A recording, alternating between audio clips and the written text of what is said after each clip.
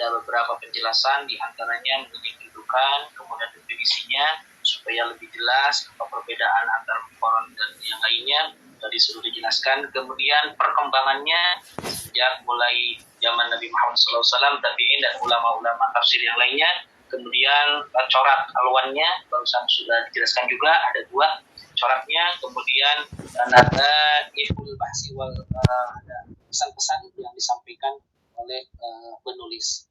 Itu sajian ataupun dari kelompok pertama, yaitu Ustaz Abdul Rahman, Ustaz Rumi, Andi Malaka, Andi Dita, dan Syekh Fuad. Barangkali teman-teman yang lainnya ada yang perlu ditanyakan, kami persilahkan, nanti bisa dijawab oleh kelompok kami. Barangkali silahkan kepada teman-teman yang lainnya, ada yang perlu ditanyakan mengenai seputar atau at-tafsir al-muqarranah al-mufassirin menurut Muhammad Umar Faruk yang telah tadi disampaikan. Silakan. Dilanjutkan nggak Ustaz pada suke diskusinya ada akhir. Iya. Oh, dilanjutkan kan itu karena kelompok 2. Oh, pada diskusinya di akhir. Oh iya. Silakan untuk selanjutnya kami persilakan kepada kelompok 2 untuk menyambung seminar ini pada materi yang kedua. Kami persilakan kepada kelompok 2 untuk menyampaikannya, siapa moderatornya dan siapa yang akan menjadikan itunya presentasinya. Kami persilakan waktu.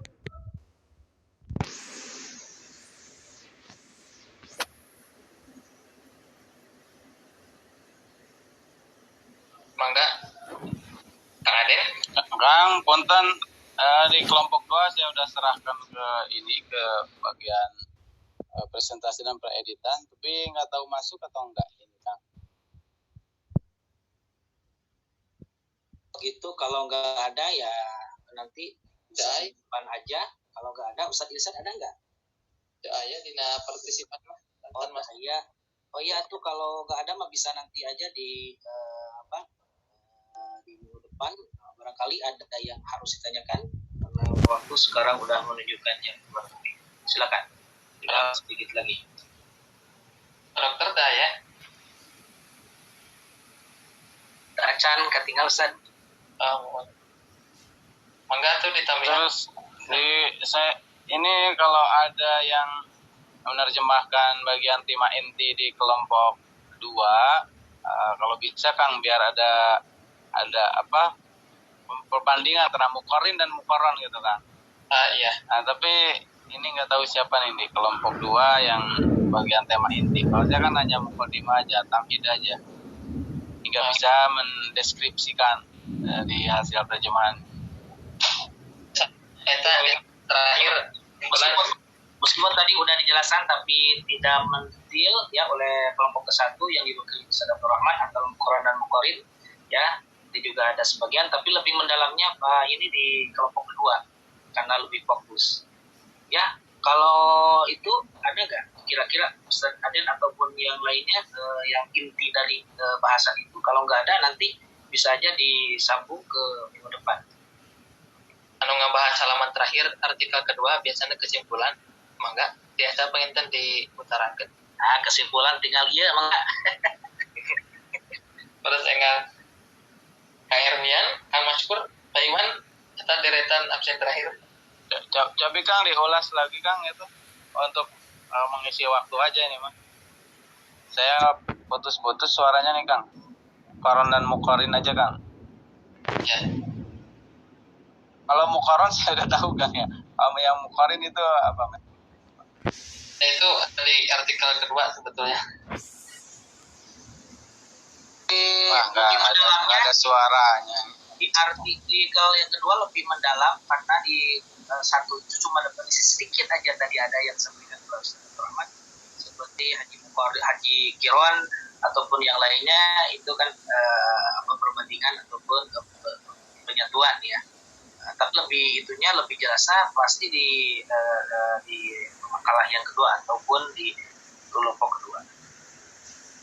Maka kalau nggak ada, kami persilakan kepada teman-teman yang lain, baik di kelompok 1 ada yang mau menambahkan apa yang tadi disampaikan oleh Ustaz Rahman.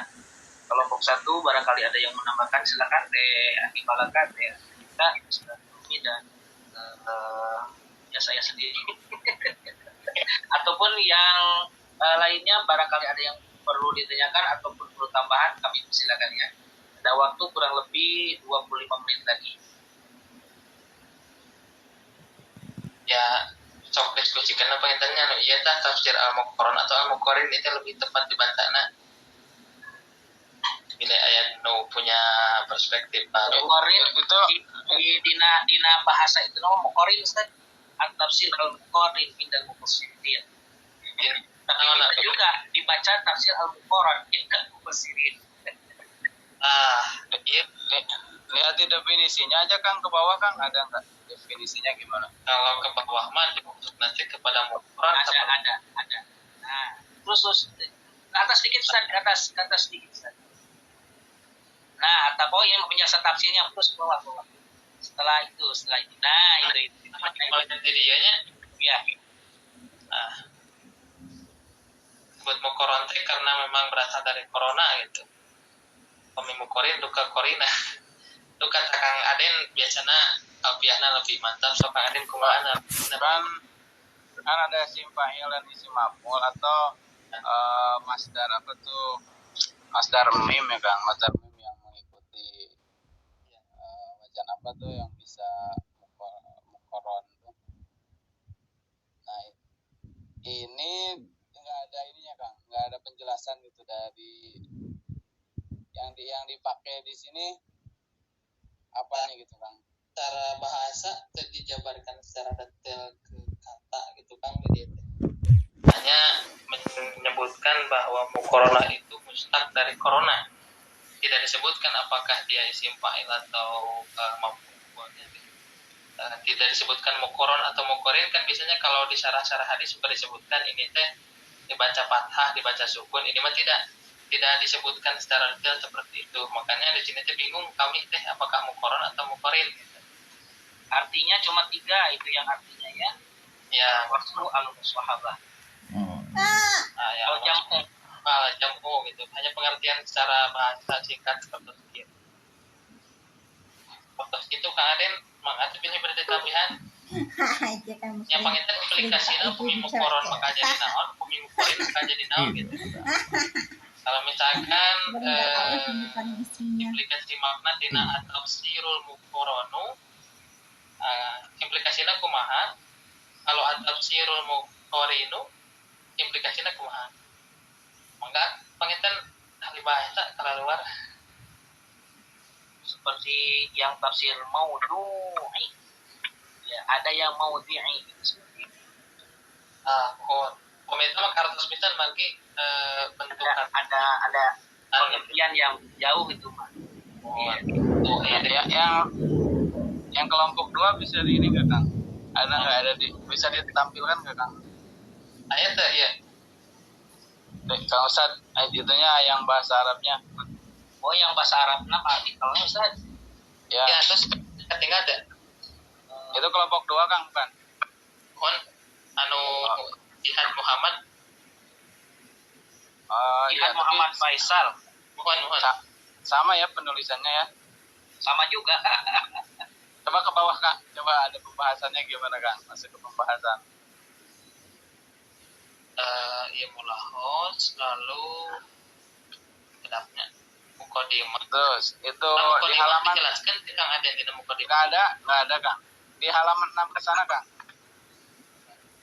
Saat aku kemarin dapatnya sekarang yang ini. Aku kemarin dapat ini. Aja kamu bismillah. Akhirnya aku udah nggak dapat, kan sebenarnya aku udah bulan ini ya. Aja kamu Ya. Mampu tafsir al-Qur'an. Ayo diceritakan pinten. Ya. Itu hanya pertanyaan-pertanyaan, maksudnya roadmap saja itu Kang, roadmap dari pengarang. Tauhid Tidak dijelaskan secara rinci. Nah, di situ Kang kayaknya. ya, jadi Ada matlubul awal kayaknya.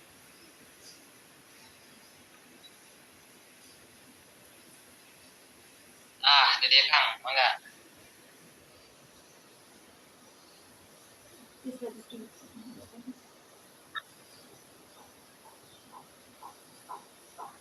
Ini mah perlu keutamaan ya Kang. Kang, itu masih membahas Halaman tentang 9, halaman 9, halaman 9. Nah, ini definisi nih. Halaman 9 nah. Halaman ta'rif tafsir muqarrar. Jadi disebutkan al-murokab al-wasfi susunan sifat mausuf. Terus disebutkan seperti nama itu. Terus ke handap deh Kang, coba Kang.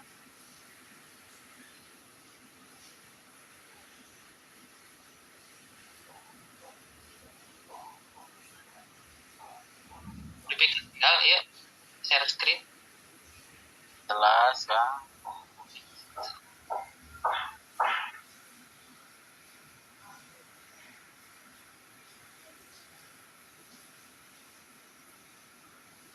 Sama gini Kang definisinya Kang. Mau kan? Kenapa pasti? Kang berarti ini artikel 1 dan artikel 2 membahas tafsir muqarron Kang. Koronnya.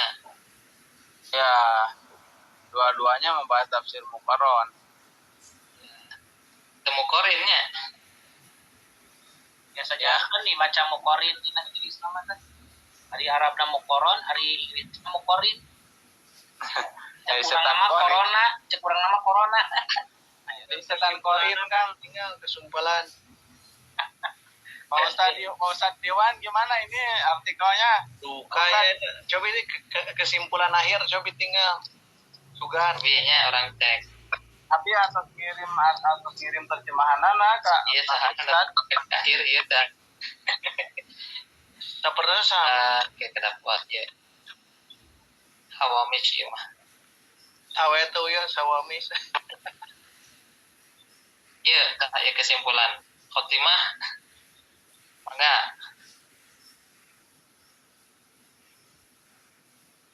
Nah ya, kesimpulan nih Kang. Sami wae nya. Al-muwazanah Jelaskan secara rinci apakah itu diambil dari mana itu hanya mustaq aja dari yang tadi corona gitu. Musim corona ya teh. Sama ini mah. sama iya anu di botoke sami. Wazanah bayan Nah, kita tuh Kang, tuh di paragraf akhir Kang. Nah, mungkin belum ke atas sih Kang. Enggak, bukan Kang, bukan. Terus Kang, bawah. Bawah, paragraf akhir di situ. Paragraf akhirnya Kang. Paragraf akhir mah alhamdulillah. Enggak, paragraf akhir di halaman Fatimah. Nah itu. Nah. Di dalam saja. Hunalika saklan wahidan di tafsir muqarron Jam 9. malam wadana pedal alot. Jam 9 kurang. Ya. wae. Anahu yang tuna yuksima illa Nyimak. ini. Badi zahdi tafsir muqarron. Gak apa kalau mau nyimak. Tafsir muqarron maudhu'i dan maudhi'i ya. Tafsir Ya, muqarron tapi sekarang maudhu'i dan maudhi'i. Iya, tafsir lagi bagian ada kegiatan. Iya. Dijelaskan muqarron Iya, muqarrin. nggak apa-apa. Dikonfirmasi kata Ustaz ya mah. Ini bisa dijelaskan aja barangkali tidak terbaca oleh kelompok kita karena yang bagian editingnya tidak masuk bisa nanti Ya, istiqomah itu. ditelah kembali materi ataupun artikel di kelompok 2 ya Ustaz ya. Ya, Ditelah kembali biar nanti bisa ada penjelasan apakah menyambung dari makalah ataupun kelompok 1 dan kelompok 2 ada perbedaan ataupun persamaannya nanti bisa dilihat kalau di kelompok itu. Maaf Kang, motong dulu. Kalau Ya. tadi di kelompok 1 ada iskaliat enggak? Ada apa? Non iskaliatnya apa ya? Kesulitan apa? Bukan kesulitan ya, bahasa problematika. problematika ya. Iskilah itu problematikanya Kang. Terjemah yang enak tuh problematika ya. Iya. Saya tadi bahas di kelompok 1 mah sekalian Kayak kesan dan pesan di akhir. Nah, kalau di Habis kelompok sisa 2 gitu ya. di awal pembahasan ya ada Habis problem. sisa di sana. Dia di Sama. roadmapsnya itu menjelaskan problematika dalam tafsir muqarron. Dan di openingnya itu menjelaskan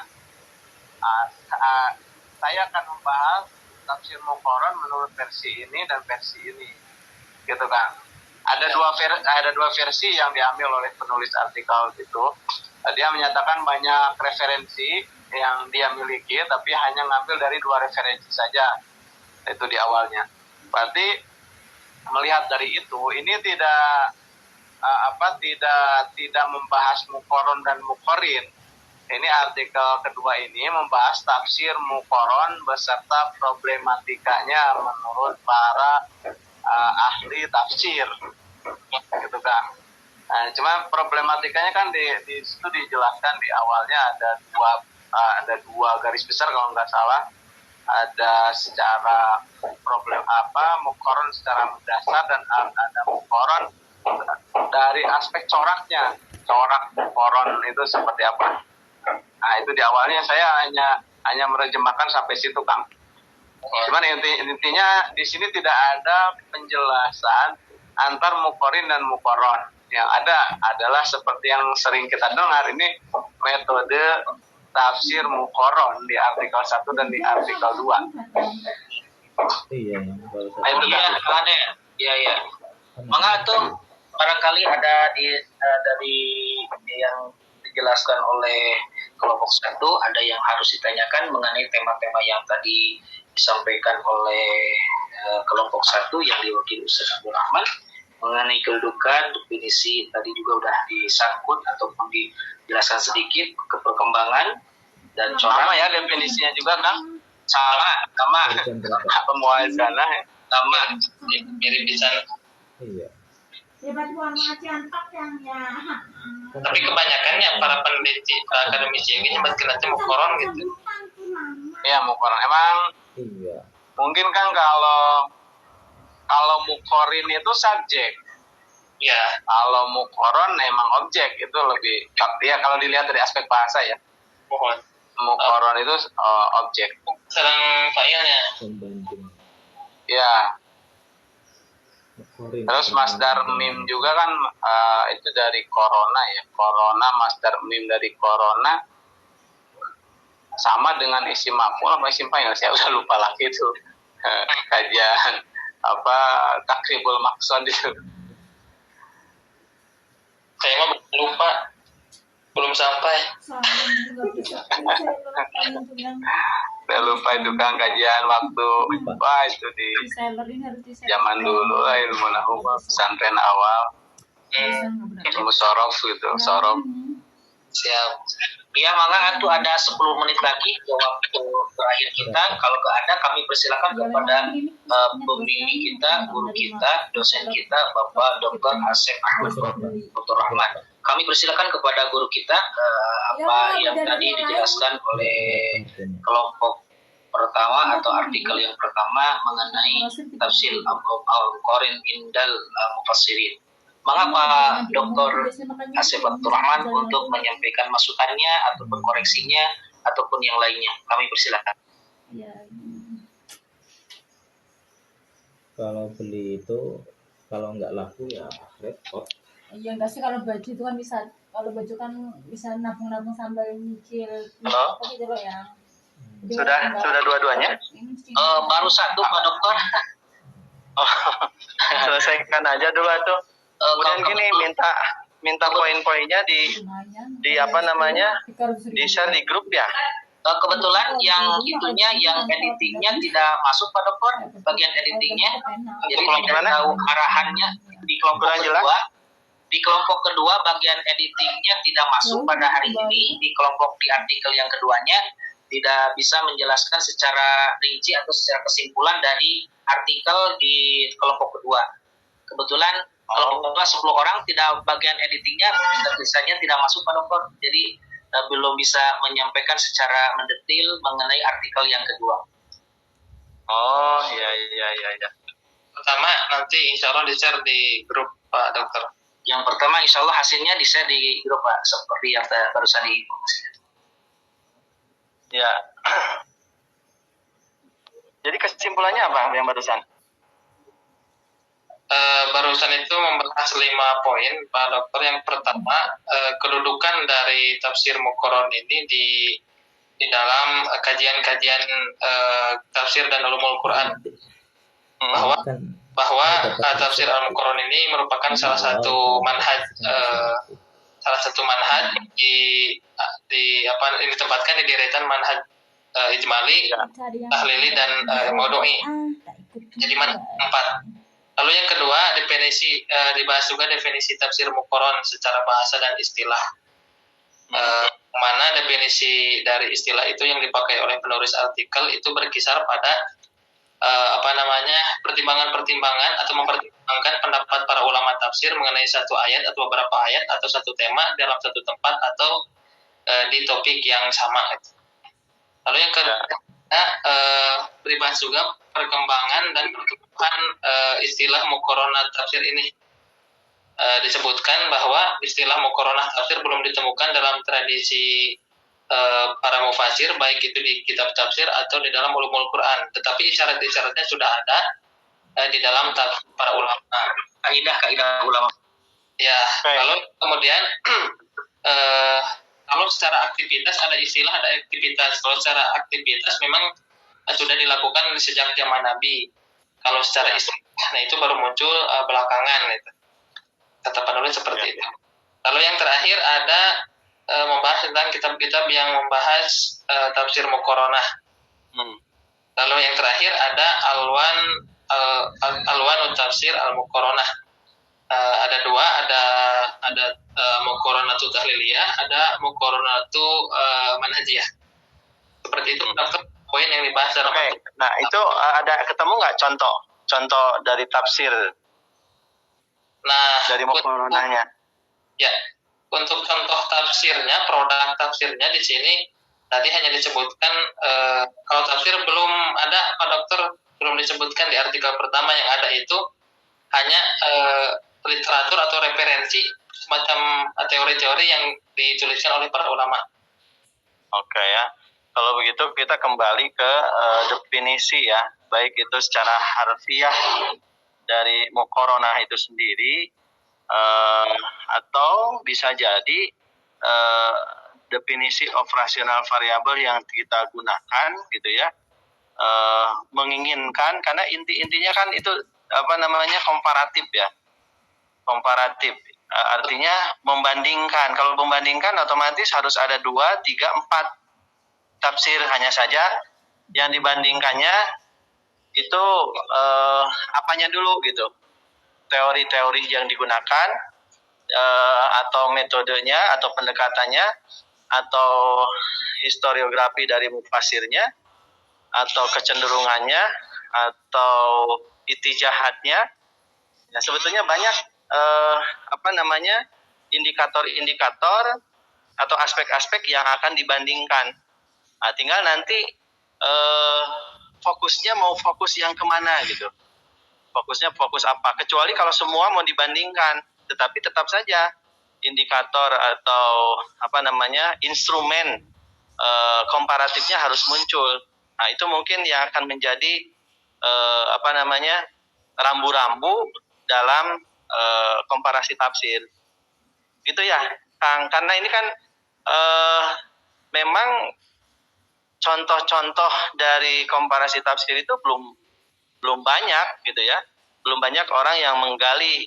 Pertama, karena memang ketika mengkomparasikan itu apalagi kalau semua tafsir, tapi sebetulnya bisa saja komparasinya dalam tema-tema tertentu. Misalnya Al-Mar'ah fil Qur'anil Karim menurut Abbas Aqad atau menurut Muhammad Abduh misalnya. Nah, cuman dia kalau seperti itu, maka tafsirnya kan tafsir parsial gitu ya. Tidak secara menyeluruh, tidak komprehensif. Nah, sementara orang kebanyakan inginnya komprehensif dari satu kitab utuh, kitab tafsir gitu. Memang ini sebetulnya lahan ya, kalau saudara mau meneliti untuk tesis komparasi tafsir ini belum banyak yang meneliti, gitu ya, belum banyak yang meneliti. Hanya saja tentu pertama kebahasaan kita, karena tafsir ya primernya atau semuanya berbahasa Arab, kecuali kalau mau komparasi tafsir versi Nusantara. antara siapa? Misalnya Quraisy Shihab Ar ya, Buya Hamka, Al-Misbah. ya Al-Misbah, Ar-Rahmat, Al-Furqan, kemudian tafsir Lenyepanen, atau yang apa? Kalau nggak salah itu dari UPI ada profesor siapa ya, pakai bahasa Sunda itu ya, Jawa Dahlan ya, Profesor Jawa Dahlan, kalau nggak salah nulis gitu beberapa teks gitu ya. Nah mungkin itu ya. Jadi karena memang belum ada contoh yang representatif, ya mau tidak mau kita berijtihad saja. Toh sebetulnya dari segi harfiah yang namanya komparasi itu adalah sebuah metode komparatif. Jadi nanti bisa saja sumber metodologinya adalah analisisnya analisis komparatif. Gitu. Baik itu dari sisi tahlili atau muduni. Jadi kan kalau tidak ada contoh itu agak kesulitan ya. Jadi ini seperti apa? Tapi sebetulnya kalau sudah berjalan nanti akan kelihatan, ya. Karena misalnya gini, antara ayat satu dengan ayat yang lain dikomparasikan, gitu kan? Itu yang dipahami oleh orang sekarang. Tapi kan sebetulnya ayat dengan ayat itu kalau misalnya yufasiru ba'duhu ba'dhan, saling menafsirkan, itu bukan komparatif malah. Gitu kan? Karena kalau komparatif itu tidak bisa jadi dia sejajar gitu ya. Sementara kita ketahui Al-Quran itu